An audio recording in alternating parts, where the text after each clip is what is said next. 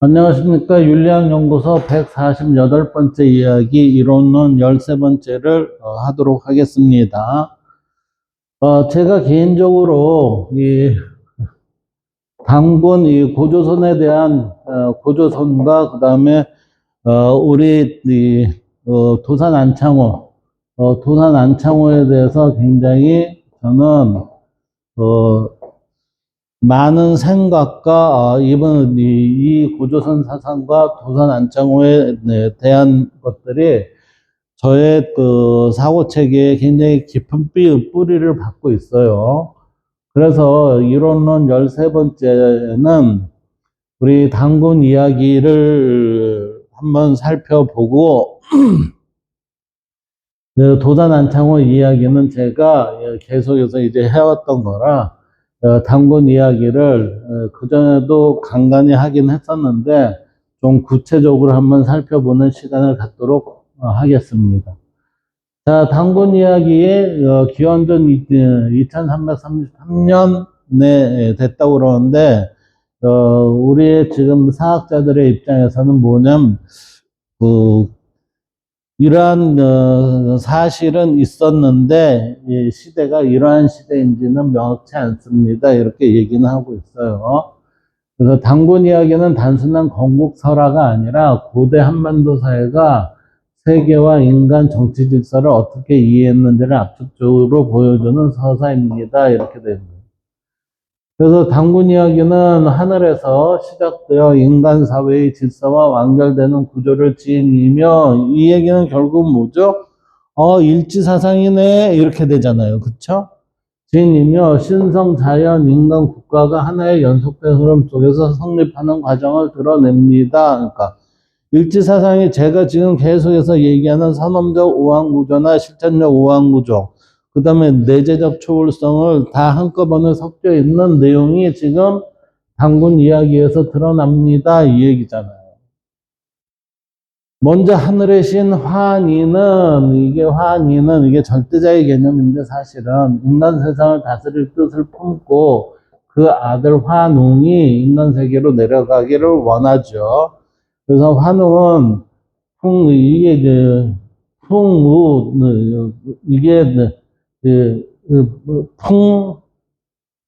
바람, 비, 구름을 맡은 신하. 그래서 이게 바람, 그 다음에 이게 이렇게 이것을 맡은 신하들과 함께 태백산 신단수 아래 내려오는데 이는 초월적 질서가 땅에 개입하여 세계를 열어가는 첫 계기를 상징합니다. 그러니까 지금 이는 여기서부터 이게 플로티누스의 얘기하면 이거는 충만함이 넘치는 이렇게 얘기가 되죠. 이게 플로티누스의 얘기가 플로티누스의 얘기에 의하면 이러한 표현이 이거예요. 그리고 하이데거 하이데거인가요?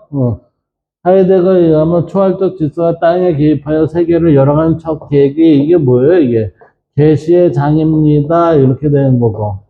그 다음 저희 창세기에 있어서는 빛이 있으라라는 그러한 표현입니다. 그래서 하늘은 멀리 떨어진 초월적 공간이 아니라 인간 사회의 질서를 부여하는 근원이에요.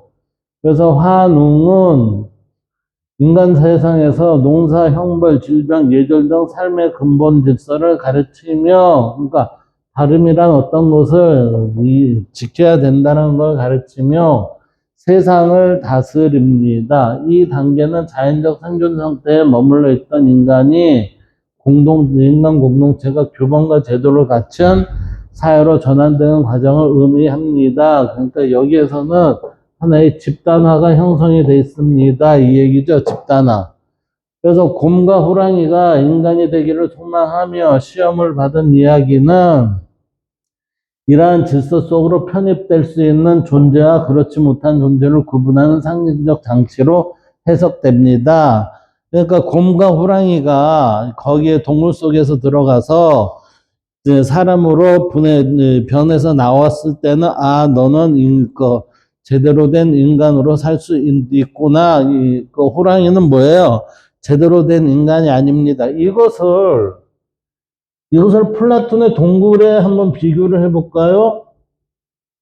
플라톤의 동굴에 비교를 해본다면 재밌는 현상이 있어요. 그게 뭐냐면은, 자, 우리가 바라보는 지금 당군 이야기에서의 곰과 호랑이의 모습을 어떤 식으로 표현이 되냐면은, 이게 플라톤의 동굴론의 비유를 해서 우리가 살펴보면 이러한 식으로 우리가 살펴볼 수가 있어요.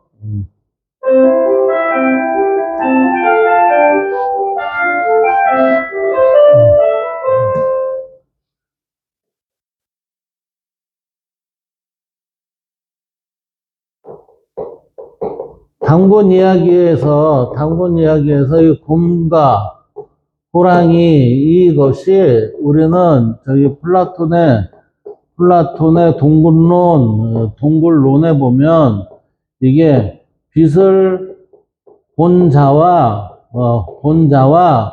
그림자의 세계에서 삶을 유지하는 자, 이렇게 되겠죠. 이게. 따라서 호랑이는 빛을 보지, 곰은 인간으로 변화가 됐다는 얘기는 뭐예요? 아, 얘는 빛을 봤구나. 호랑이는 뭐예요? 변화가 되지 않았어요. 변화가 되지 않았다는 것은 그림자 세계에 그대로 있습니다. 이렇게 되는 거예요. 이렇게 됐을 때 빛을 본 자는 본래의 뭐예요? 인간의 모습을 지니고 있고, 얘는 뭐예요? 본래의 인간의 이 모습에서 벗어났다는 거지, 벗어남.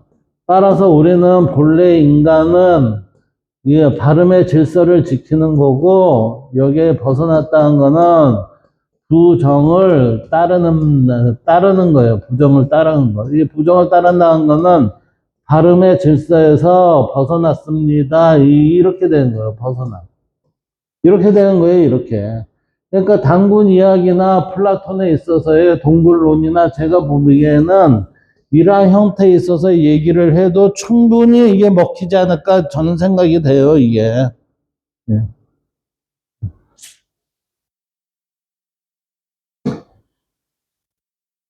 그래서 우리는 지금 이제 또다시 본론으로 돌아가면 지금 우리에게 준 이러한 내용들은 당군 이야기의 내용들은 신화로 그냥 끝나는 게 아니라 우리에게 굉장히 많은 것을 들려줄 수 있는 내용들이다라고 저는 봐요. 자, 여기에서 봅시다. 뭐 곰과 호랑이가 인간이 되기를 소망을 하죠. 누구나 우리는 깨닫기를, 이 인간이 되기를 소망한다는 것은 깨닫기를 소망합니다. 깨닫기를 소망합니다. 그런데 그 시험을 받은 이야기는 뭐예요? 우리가 그 깨닫기 위한 노력을 하는 이야기는 이러한 질서 속으로 편입될 수 있는 존재와 그렇지 못한 존재를 구분하는 상징적 장치로 해석됩니다. 그러니까 이러한 질서라는 얘기는 뭐예요? 발음의 질서에서 사는 삶. 이 얘기는 결국 뭐죠? 플라톤에 있어서의 빛을 본 자의 삶.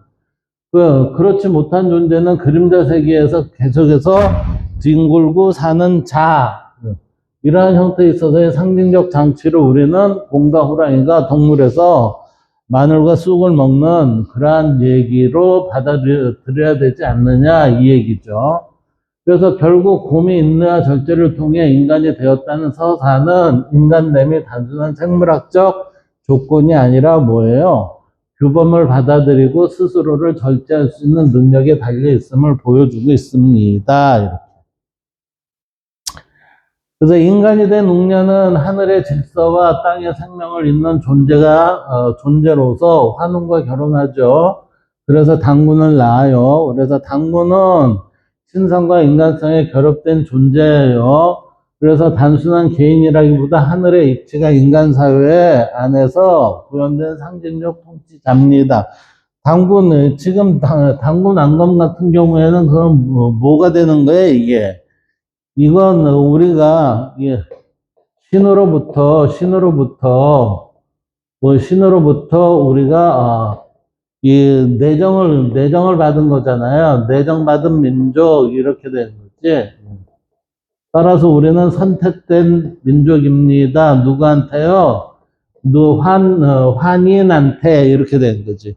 그 환인한테 선택된 민족이라는 건 뭐예요? 하느님으로부터 선택된 민족입니다. 이렇게 이해할 수 있다는 거죠. 그래서 그는 아사달의 도읍을 전하고 그가 누구예요? 당군이죠. 예, 당군은 아사달의 도읍을 정하고 고조선을 세워 나라를 다스리며 환웅이구나. 환웅이 아사달의 도읍을 정하고 고조선을 세워 나라를 다스리며 통치 이념을 홍익인간, 논리인간을 이렇게 하는데 둔다는 거와 정치의 목적은 정복이나 지배에 있지 않고 공동체 전체의 조화와 번영이 있으면 선언하는 원리입니다.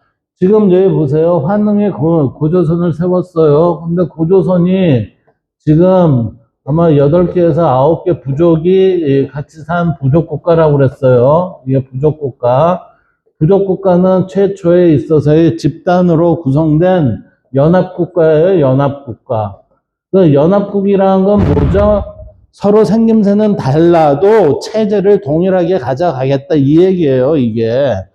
그러니까 우리는 이 고조선이라는 국가는 모두 황인종이 아닐 수도 있다 이렇게 되는 거지. 이게. 그때의 부족 국가는 뭐예요? 질서를 중시 여겼다는 얘기예요. 근데 이 질서는 어디예요? 발음의 질서죠. 발음의 질서를 지키다 보니까 뭐가 돼요? 홍익인간, 널리인간을 이롭게 하고 그 다음에 그 부족 국가에 있어서의 공동체 전체의 조화와 번영에 있는 것에 주로 목적을 삼았다 이렇게 된 거지. 이게 지금 우리의 현 세대가 미래 세대, 미래를 지향해야 하는 게 지금 이 모습이 아닌가 생각이 돼요. 그래서 저는 늘 생각을 하고 있는 게 지금의 우리의 오늘날의 이 지구촌의 세상은 고조선의 모습을 지향하는 그러한 틀이 아닌가라고 지금 저는 그렇게 생각하고 있다는 거죠. 그래서 당군 이야기는 여기서 멈추지 않고 당군이 오랜 세월 나라를 다스린 뒤 산신이 되었다는 서술로 마무리가 돼요. 이는 통치자가 권력을 독점하거나 끝없이 확장하는 존재가 아니라 당군이 오랜 세월 나라를 다스린 뒤 산신이 되었다라는 건 이건 뭐예요? 이건 신화나 이야기죠. 근데 우리는 실질적으로 고조선의 당군이 이게 몇 대? 당군 안검이 뭐예요? 38대인가? 38대의 그 왕이라고 내가 어디서 봤던 것 같은데 이런 형태라면은 요거는 조금 이제 내용이 틀리죠. 근데 일정한 신화로 만들기 위해서 이렇게 할 수는 있을 것 같아요. 그래서 일정한 질서를 완성한 뒤 자연과 우주의 흐름 속으로 돌아가야 한다는 인식을 담고 있다. 따라서 국가와 권력 또한 영원불변의 실체가 아니라 질서를 구현하는 과정적 존재임을 암시하는 대목이다. 이거 보세요. 어떤 집단이라는 것은 뭐예요? 질서를 구현하는 과정적 존재임입니다라고 하니까 국가의 통치는 뭐를 하는 거예요? 모든 사람들이 질서, 서로가 받아들일 수 있는 질서의 조화로움을 추구해야 됩니다. 그러니까 갈등을 일으키는 그러한 국가라는 것은 뭐예요? 국가로서의 존속의 가치가 없다는 거지. 당군 이야기에 따르면. 이처럼 당군 이야기는 하늘의 질서가 땅에 내려와 인간 사회 속에서 제도와 윤리로 정착되고 다시 자연의 질서로 귀환하는 순환 구조를 지닙니다. 그것은 고조선이라는 고대 국가의 기원을 설명하는 동시에 인간이 어떻게 인간답게 되고 국가가 어떠한 원리 위에 정당성을 갖는지 정당성을 갖는지를 서술한 사상적 이야기라 할 수 있습니다. 그래서 단군 이야기가 오늘날까지 반복해 해석되는 이유는 이것이 단순한 신화가 아니라 인간과 공동체, 정치의 근본을 묻는 오래된 사회의 형식이기 때문에 단군 이야기가 이렇게 지속적으로 이루어지고 있다라고 이렇게 보는 거죠. 자, 우리는 단군 신화, 단군 이야기에 대한 이병도설, 이 사람이 이제 일제시대 때 서울대 교수였었죠. 그래서 이병도의 단군 인식은 단군 신화를 둘러싼 단순한 이분법, 즉 역사냐 신화냐라는 구도를 넘어 서려는 시도였다. 그는 단군 신화를 문자 그대로의 역사 사실로 받아들이지 않았고 그렇다고 전면적인 허구로 치부하지도 않았다. 그의 관심은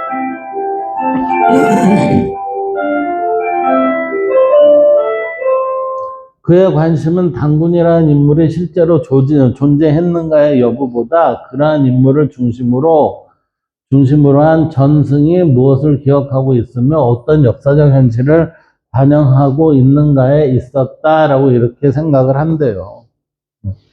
그래서 이병도 교수에 의하면 단군 신화는 신화적 형식을 띠고 전해졌지만 그 배경에는 분명히 실제했던 고대 국가, 즉 고조선의 존재가 놓여 있었습니다.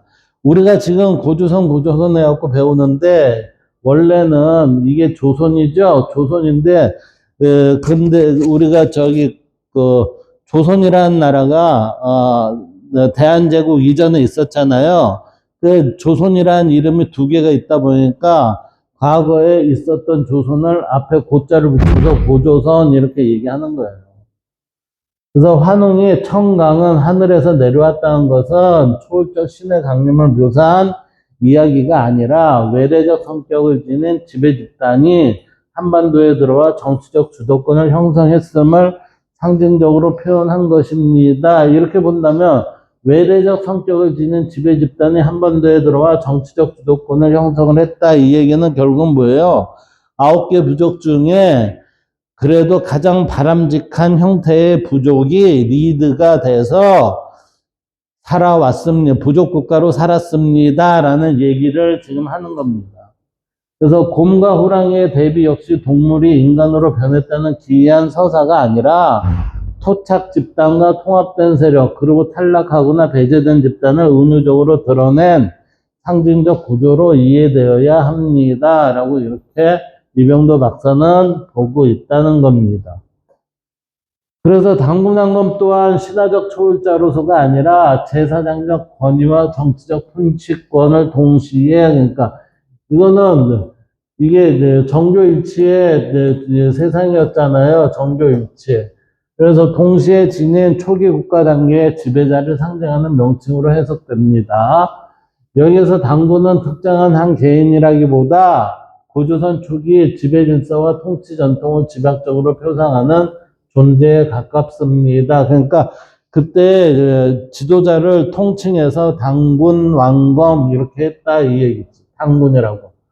이러한 이유로 이병도는 단군 개인의 실존 여부에 대해서는 판단을 유보하면서도 단군 신화가 가리키는 정치 공동체의 존속과 역사적 실제성 자체는 분명히 존속했습니다라고 얘기를 하고 있습니다. 따라서 이병도 박사가 단군 신화를 신화가 아니다라고 말한 것으로 이해된다면 그것은 신화적 요소가 없다는 뜻이 아니라 단군 신화를 아무 근거 없는 허구로 취급해서는 안 된다는 의미에 가깝습니다. 그러니까 실제 있었던 역사적 사실인데 이게 구체적으로 어떠한지는 잘은 모르겠습니다. 이 얘기예요. 그래서 단군 신화는 역사적 경험과 집단적 기억이 신성화되고 상징화된 서술 방식이며 고조선이라는 실제했던 국가의 기원과 정당성을 후대에 전달하는 하나의 사료 형식이라는 것이다. 그러니까 지금 단군의 신화는 단군 역사, 단군 이야기는 우리를 신화적 형태에 있어서의 그 얘기를 전개를 하면서 고조선이라는 것을 지금 이끌어냈습니다. 이 얘기죠. 그래서 이러한 관점에서 보면 단군 신화는 역사와 신화가 대립하는 지점에 놓여 있는 것이 아니라 역사적 현실이 신화적 언어로 응고된 자리를 할 수 있다. 그러니까 없었던 게 아니라 있었던 사실이다라는 것만은 확실한 것 같아요. 그래서 이병도의 해석은 당군을 제거함으로써 역사를 정리하려는 태도도 아니고 신화를 그대로 역사로 환원하려는 태도도 아니다. 그것은 오히려 고대 사회가 자신들의 기원을 이해하고 서술하는 고유한 방식 속에서 역사적 진실이 핵심을 가려내려는 실증적 태도로 봐야 하지 않느냐 이렇게 보고 있다는 겁니다. 이병도 박사에 의한 당군 이야기를 지금 봤습니다. 이번에는 우리의 당군 신화가 민족주의의 색채를 어떻게 띠고 있는가를 한번 봅시다. 이게 이병도와 신채호와 최남선 당군 인식의 비교예요. 먼저 이 세 사람의 당군 인식은 당군을 어떻게 이해하느냐의 문제가 아니라 역사를 무엇으로 보는가. 그러니까 역사를 무엇으로 보는가, 민족을 어떻게 사유하는가의 차이를 가장 선명하게 드러내는 지점입니다. 이 첫 번째 이병도라는 분은 당군을 신화와 역사 사이에 위치시킨 인물입니다.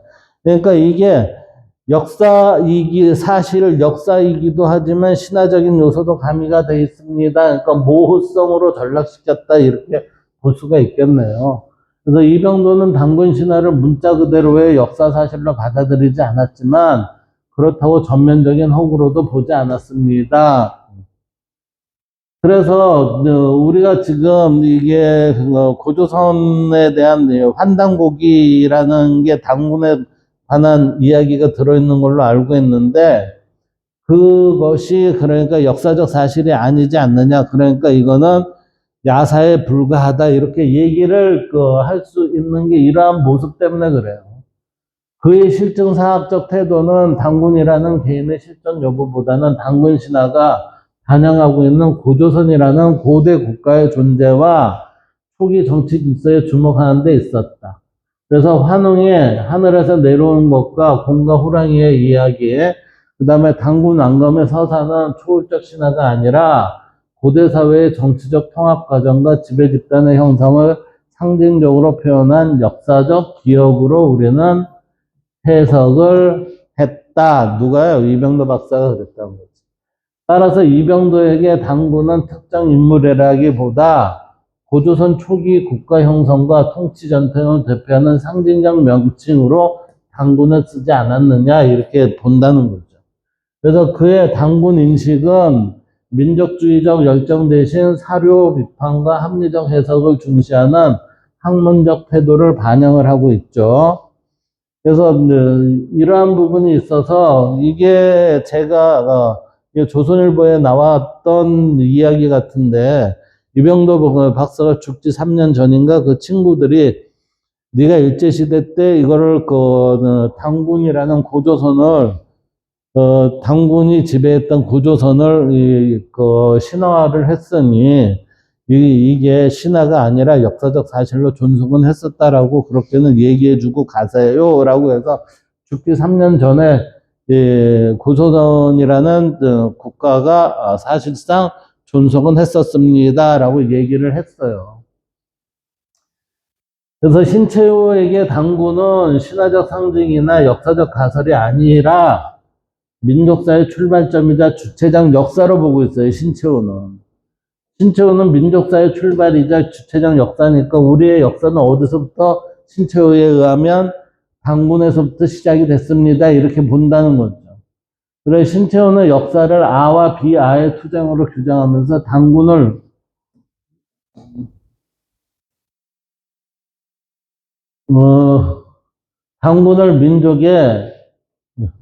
당군을 민족의 아의 최초의 자기 선언으로 보았죠. 그래서 신채호는 당군의 실존 여부를 실증적으로 입증하는데 큰 관심을 두지 않았으며 오히려 당군이 민족 공동체의 정신적 중심이자 역사적 주체성을 형성하는 상징이라는 점을 강조했습니다. 왜 신채호가 어느 시대 때 지금 살았어요? 일제시대 때 살았잖아요. 일제시대 때 살았기 때문에 우리 민족을 단합을 시키기 위해서는 단합된 민족으로서의 자긍심이 있어야 되잖아요. 민족적 자긍심. 그것으로 인해서 우리는 당군이 민족 공동체의 정신적 중심이자 역사적 주체성을 형성하는 상징이라는 점으로 강조를 해왔다. 이렇게 보는 거죠. 그래서 당군 신화는 단순한 이야기나 상징이 아니라 민족의 자존과 투쟁 의지를 담은 역사 인식의 핵심 구조로서 보고 있습니다. 신채호는 이러한 것을 부정하거나 축소하는 태도는 곧 민족의 역사 자체를 해체하는 행위로 간주되었습니다. 그러니까 우리가 환단고기 같은 책이, 이 환단고기라는 이 책이 사실은 신채호 같은 분에 의하면은 이것도 역사의 한 흐름으로 이게 들어와야 되지 않니? 이러한 태도로 보이지 않습니까? 그 다음 최남선은 당군을 역사와 신화, 문헌과 비교문화의 경계에서 해석한 인물이죠. 그러니까 문헌적으로 이제 살펴봤어요. 그래서 최남선은 당군 신화를 단순한 민족 설화로 보지 않고 동아시아와 북방 문화권 전반에 걸쳐 나타나는 태양 숭배, 촌손 사상, 산악 신앙과 연결되는 고대 문화의 원형으로 파악을 하고 있습니다. 해남선에게 당군은 실증적으로 증명된 역사인물이라기보다 한민족의 원초적 세계관이죠. 한민족의 원초적 세계관과 우주인식이 응축된 상징적 존재였습니다.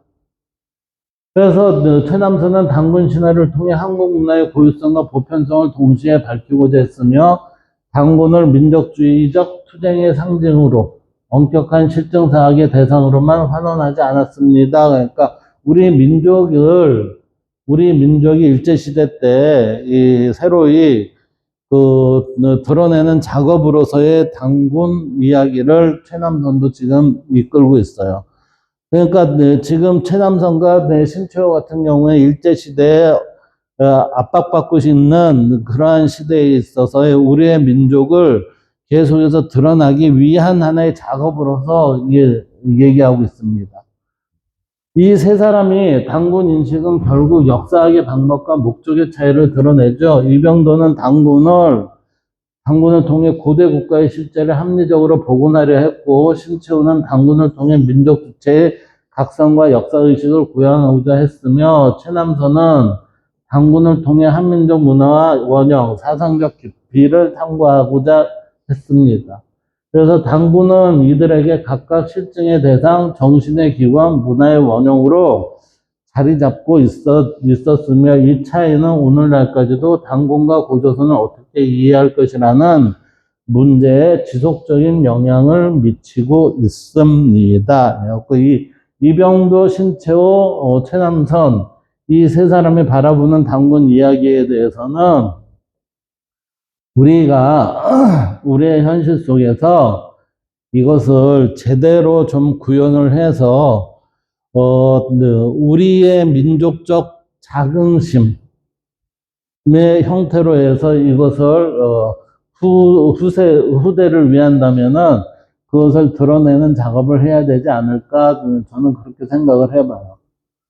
그 다음 이제 윤리학연구소 149번째 이야기는 당군 사상과 일지 사상이에요. 우리는 맨 처음에 봤을 때 당군 사상과 당군 이야기와 일지 사상의 이야기는 이게 거의 병진되듯이 이렇게 이야기가 될 수가 있었어요. 그렇죠? 그래서 제가 보기에는 당군 사상과 일지 사상은 거의 동치에 가까운 형태의 모습이 아닌가라는 것을 다음에 여기서부터 해 나가도록 하겠습니다. 감사합니다.